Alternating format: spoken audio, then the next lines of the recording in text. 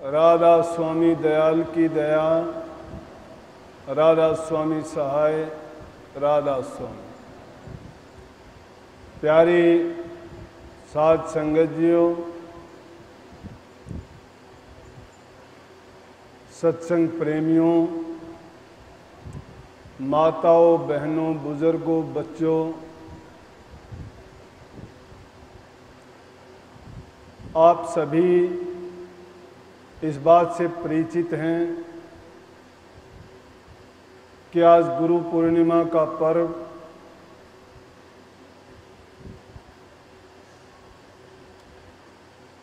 का अवसर है और सभी हम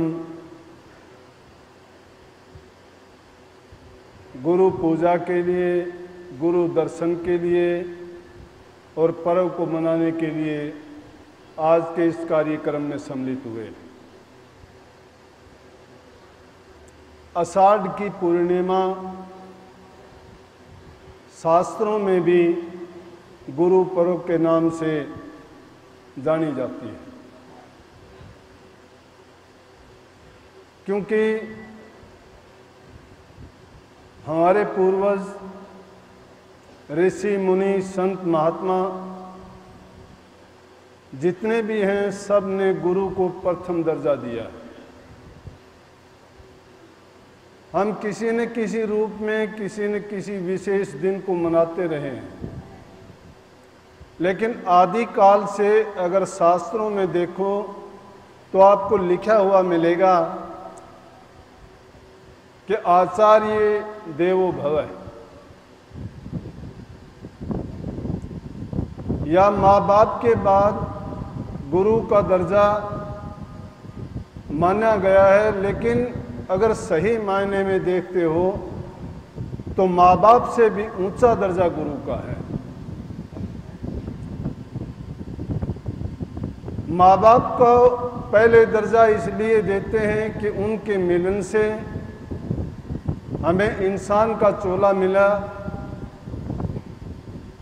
और उसके बाद में गुरु ने हमें जो ज्ञान दिया, मार्ग दिखाया, उसी से हमने इंसान का जो चोला मिला उसको सार्थक करके अपने जन्म मरण से छुटकारा पाने का तरीका मिला। तो आज बड़ा खुशी का अवसर है, क्योंकि हम सब भगवत प्रेमी हैं, और भगवत प्रेमी जो होगा वो गुरु को सबसे पहले मानेगा, और गुरु से बढ़ के उसके लिए कोई चीज हो भी नहीं सकती। बार बार आप सुनते भी आए हैं,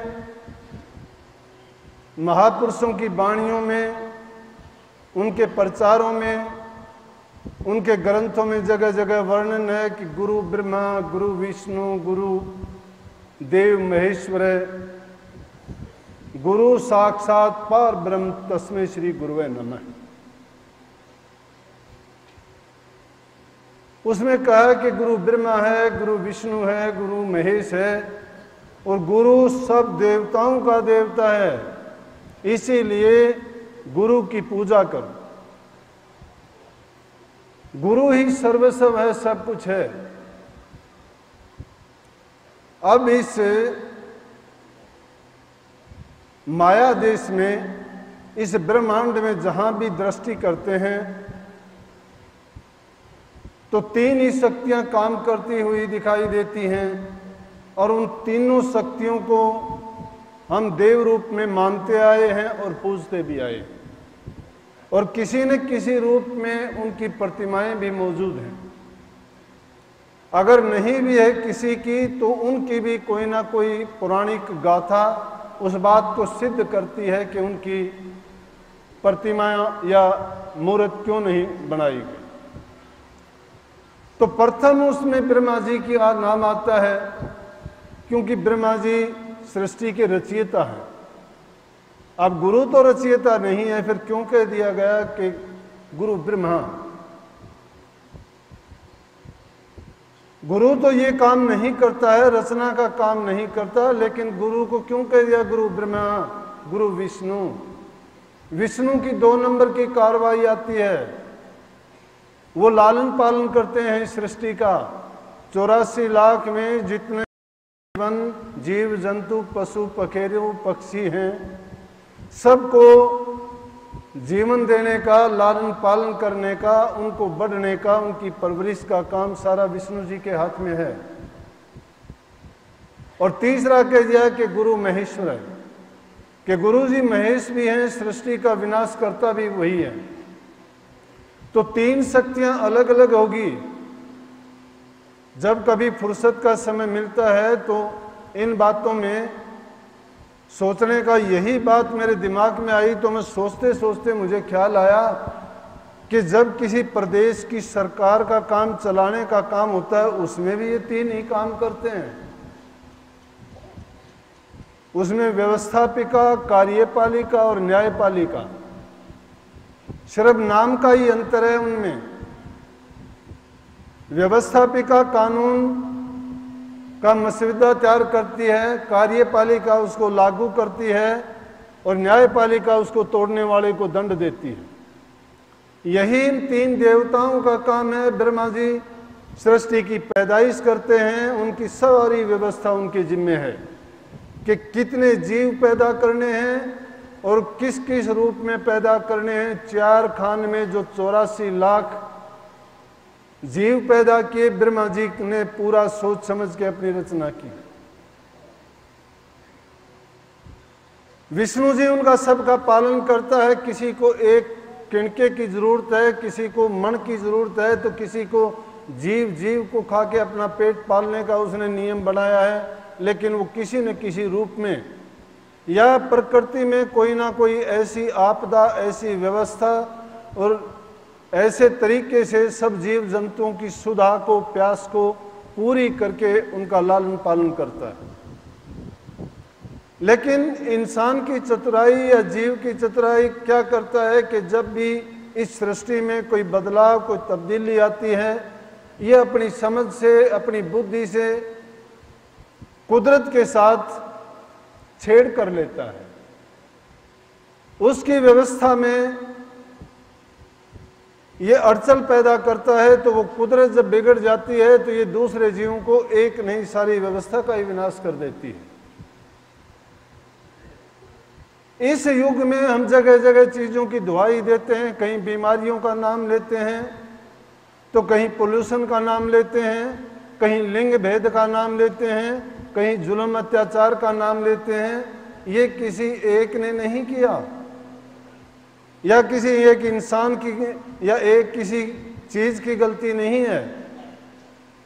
ये हमने प्रकृति को रुष्ट कर लिया है। जब प्रकृति के रास्ते में हम बाधा बनते हैं तो प्रकृति अपना बदला क्यों नहीं लेगी? क्योंकि प्रकृति का नियम है कि जैसा तुम करोगे वैसा अवश्य भरोगे, जैसा बोओगे वैसा काटोगे। उसके विधान में कोई तब्दीली नहीं है, क्योंकि वो महान शक्तियां, 3 शक्तियां जिनको अंग्रेजों ने गॉड का नाम दिया। गॉड का मतलब ही यही है। जी का नाम है जनरेटर, ओ का ऑपरेटर और डी का डिस्ट्रॉयर है। एक उसको जनरेट करता है, एक ऑपरेट करता है, तो तीसरी शक्ति उसको डिस्ट्रॉय करती है। लेकिन हम कहते क्या है, हम तो शास्त्रों ने क्या कहा, अंधी दौड़ लगा रखी है। मैं बोलता हूं तो भी, कोई और बोलता है तो भी, देखा देखी अपनी समझ नहीं है उसमें कोई भी। जिस प्रकार से अंधे, अगर एक अंधा चलते चलते कुएं में गिर जाता है तो दूसरे को नहीं, क्योंकि दूसरे उसके जो पीछे चलते हैं उनको भी पता नहीं, सारे उस कूप में ही पड़ेंगे। तो ये अंधे को अंधा ठेलिए है। हम शास्त्रों की दुहाई देने वाले उन शास्त्रों की बातों को पकड़ के उनके गुलाम बन के अंधी दौड़ में लगे हुए हैं पीछे। लेकिन अगर सोच के देखो तो क्यों कह दी गई ये बात कि गुरु ब्रह्मा गुरु विष्णु? कैसे है गुरु ब्रह्मा गुरु विष्णु और गुरु महेश? क्या गुरु पैदा करता है, क्या गुरु परवरिश करता है, या क्या गुरु विनाश करता है? फिर साक्षात उसको सब देवों का देव क्यों मान लिया गया? हाँ, करता है, इसमें मीन मेख नहीं है इतनी भी। ब्रह्मा का काम रचना करना है। जब तक तुम्हें गुरु नहीं मिलता है, तुम्हारे अंदर नाम का कुल्ला नहीं फूंका जाता, बीज नहीं डाला जाता।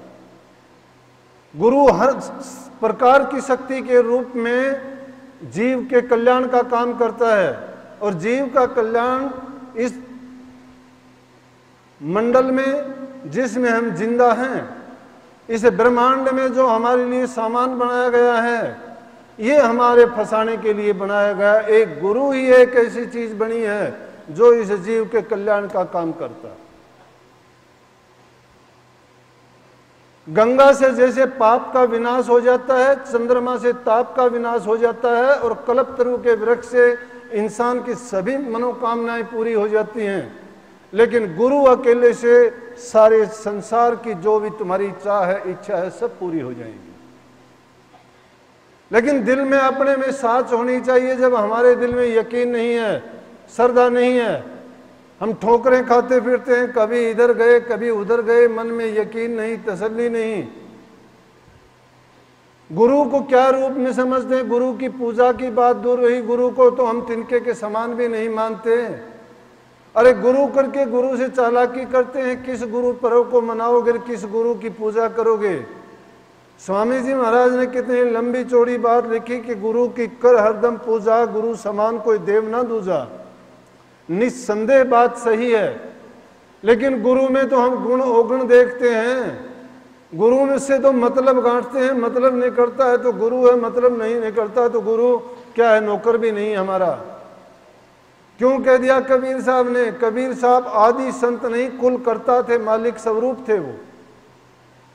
और उन्होंने जितना कहा, उन्होंने इतनी वाणी, क्या मैं कहता हूं, कोई भी अगर इस संसार में जितने मत धर्म पंथ चले हुए हैं और जितने भी अध्यात्म मार्ग पर चलने वाले अनुयायी हैं या उस गामी हैं, उस रास्ते पर जो अपना के उस मार्ग पर चले हुए हैं, कोई भी बात उठा के देखोगे कबीर साहब की वाणी में ही जवाब मिल जाएगा।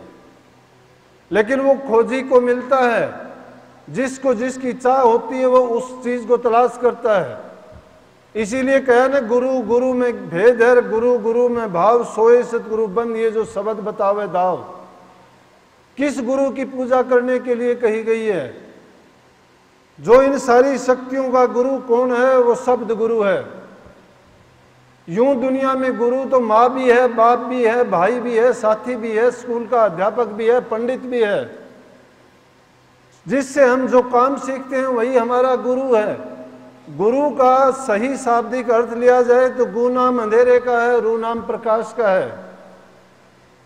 जिस अज्ञान में हम रहते हैं, जिस अज्ञान में भटके हुए हैं, वो क्या है? गु है वो। लेकिन रू कौन है? जो उस अज्ञान को मिटा देता है, अंधकार से हमें निकाल देता है बाहर। और वो अंधकार हमें बाहर कब निकलेगा? जब नाम रूपी ज्योति, वो शब्द हमारे अंदर प्रकट हो जाएगा। जिस शब्द से पूरी धरती, पृथ्वी, आकाश, सारी पूरियां, सारे भवन, सारे जीव जंतु और सब ब्रह्मांड और मंडल बने हैं, उससे दूर कोई नहीं है। कोई भी भाषा बनी, बोलने की भाषा अगर नहीं बनती तो इंसान कुछ भी नहीं बता सकता था। एक वो शब्द ही था जिस शब्द के कारण हम सब इकट्ठे हैं। एक शब्द तुम्हें कहता है बैठ जाओ, आप बैठ जाते हो, शब्द है वो। अगर वो शब्द बैठने का नहीं होता, कोई खड़ा होता, कोई बैठता होता, कोई दूसरा काम करा होता। लेकिन ये बैखरी वाणी का ही शब्द जब इतना काम करता है कि बैठने का इशारा करने से बैठते हैं, बोलने से, गाने के लिए कहते हैं कोई गाता है, सोने के लिए कहते हैं सोता है, लेटने के लिए कहते हैं लेटते हैं, भूख के लिए कहते हो रोटी चाहिए, कि भूख लगी और प्यास के लिए पानी मांगते हो। ये तुम सारा शब्द के द्वारा प्रकट करते हो। तो वो सतगुरु वंदना है, उसी सतगुरु की पूजा कही गई है, जो सतगुरु तुम्हें उस शब्द का भेद दे दे। हमारे शरीर से पहले भी शब्द प्रकट था। स्वामी जी महाराज ने बहुत शब्द सोचोगे तो तुम्हें मिलेगा, लेकिन जब ध्यान ही उन बातों में नहीं है, ख्याल कहीं और अटका रहता है, संसार के पदार्थों में भटकना रहती है, संसार के जो स्थूल चीज हैं उनके लिए भागे फिरते हैं, फिर इन चीजों पे कहाँ दृष्टि होगी हमारी। हम समझते हैं जीवन वही है, वो जीवन नहीं है, वो जीवन को डुबोने वाला है। इस संसार के पदार्थ जीव को मार देंगे, लेकिन सतगुरु का शब्द जीव को तार देगा। उस गुरु की वंदना करो जो तुम्हें इस संसार से निकाल दे। अब कौन उस चीज का ग्राहक है? जब उस चीज के ग्राहक बन के आते हो तो तुम्हें गुरु सर्वस्व दिखाई देगा। फिर ब्रह्मा विष्णु महेश देव कुछ भी उनके सामने आपको नजर नहीं आएगा, तुच्छ होंगे। क्योंकि बने तो गुरु ते बने, ना बिगड़े भरपूर तुलसी बने जो और तिर उस बनने पे धूल। जो कुछ करता है वो सतगुरु करता है। अब गुरु क्या है? गुरु से ज्ञान लिया नहीं, गुरु की बात को माने नहीं, गुरु की सेवा को समझे नहीं, गुरु आज्ञा में चलते नहीं, और फिर दोष गुरु को देते। गुरु का दोष नहीं है। मारी थी लागी नहीं बंक नाल में फूक, गुरु बेचारा के करे जब चेना माही चूक। चूक हमारे अंदर होती है। गुरु ने जो मार्ग दिया, क्या उस बात पर चले? क्या उस पर कभी हमने आजमाने की उस कोशिश की? नहीं आजमाई हमने। उनकी इतनी विशालता है कि उस बात में जितने गहराई में उतरते चले जाओगे उतने उसके पर्दे खुलते चले जाएंगे। ज्ञान है क्या? जब प्रकाश होता है तो उसके सामने तिमिर ठहरता ही नहीं है। ज्ञान अंजन सतगुरु दिया रहा, ज्ञान अंधेरा विनाश। जब ज्ञान अंजन मिल जाता है, जब घर में अंधेरा होता है, दीपक तुम जलाते हो तो प्रकाश हो जाता है, गायब हो जाता है अंधेरा। इसी प्रकार से शिष्य के दिल में जब गुरु ने वो मंत्र दिया, नाम दिया, गुरु ने वो दीक्षा दी, तो तुम्हारा तिमिर दूर हो गया, ज्ञान दूर हो गया। लेकिन हमारा ज्ञान दूर नहीं होता है। क्यों नहीं होता है? कि हम तो बह बह के मरते हैं संसार में। रंग जो चढ़ा हुआ है उसी रंग में घूमते हैं। ये तो चिंता ही नहीं है। ये चिंता किस दिन होती है? वो चिंता जब होती है जब ये पीछा तो छूट जाता है, अगले दुख दर्द जब ये शरीर जवाब देता है, कोई काम इसके काम की चीज नहीं रहती। फिर ये गुरु को, पीर को, नाम को, महात्मा को, परमात्मा को, देवताओं को, सबको याद करता है। जो वक्त रहते हुए नहीं चेतता उसको पछताना ही पड़ता है, शिकायत पे शिकायत होती है। फिर नरकों में जाना ही पड़ता है और नरकों के दुख भी भोगने पड़ते हैं, और उसके बाद भी फिर आना पड़ता है। प्रेमियों, गुरु पर्व को मनाना चाहते हो तो गुरु की कही बात पर अमल कमाओ।